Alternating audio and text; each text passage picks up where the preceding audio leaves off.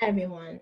For my informational interview, I had the pleasure of speaking with Shanisha Dixon-Tyrell, a native New Yorker and financial coach. August 2022 marks her 10th year in the field and can be reached at shanishachanginglives.com. Her main duties as a financial coach begin with a business follow-up with referrals or people who have reached out via social media or past events. Next is prospecting, or looking for new clients or partnerships, which can be in the form of organizations or one-on-one clienteles. Then she'll meet with clients, sometimes do workshops, or submit an application for clients who may want a retirement plan or life insurance. Career path and necessary skills. In college, Shanisha built an interest with financial services and wanted to be an accountant, but never saw financial services in the point of view of a coach. After graduating, she started working at a New York State job, but wanted something better. When she transferred, she knew it was in her destiny to become rich, but didn't have it planned out on how she was going to achieve the goal. That's when her colleague introduced her to her husband, who was in the financial services industry. But Shanisha pushed it off for a while until she thought there was nothing to lose. He had a mentor who was making $500,000 at 30 years old. That's when she thought, I'm a woman, I'm young, and I want to make $500,000 a year. In terms of skills, Shanisha thought that training in the field and reading particular books were most important. Some included How to Win Friends and Influence People, which helps personal development and learning how to work with people. The Greatest Salesman in the World helped her sell, as many parts are marketing based. Financial coaching involves integrating psychology because it's all about mind over matter. She says, when it comes down to money, everything is about mindset rather than the physical material of money. When she's dealing with clients, she helps them retrain their mind and break down beliefs about money and helps them establish where their relationship with money is.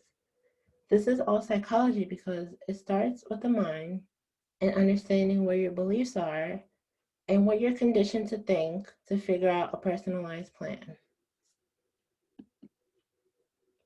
When asked about her likes and dislikes, she mentioned she feels good knowing that a generation has changed. She's also spiritual, so part of what it is what God will want her to do. And she quotes, if I can do something to help his people do better, and if they are better, they'll focus their lives more on him. Her dislikes are that people have their own preferences and ways of doing things.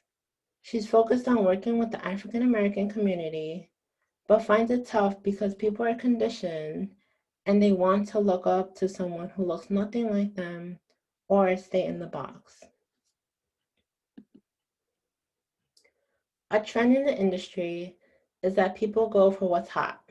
For example, crypto or the stock market, instead of following necessary steps to build a solid plan. Recommended internship advice is to start off with a big company to get the full experience.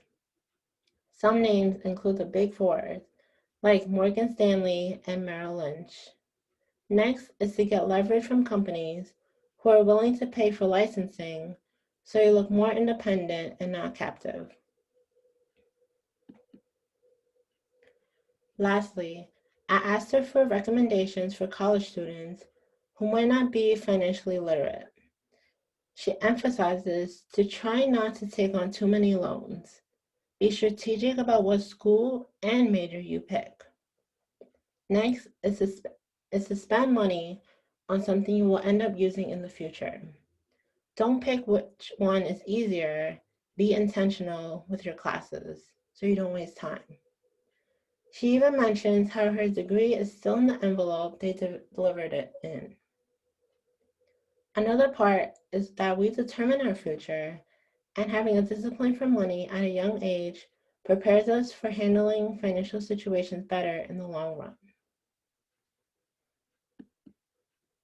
Self-reflection.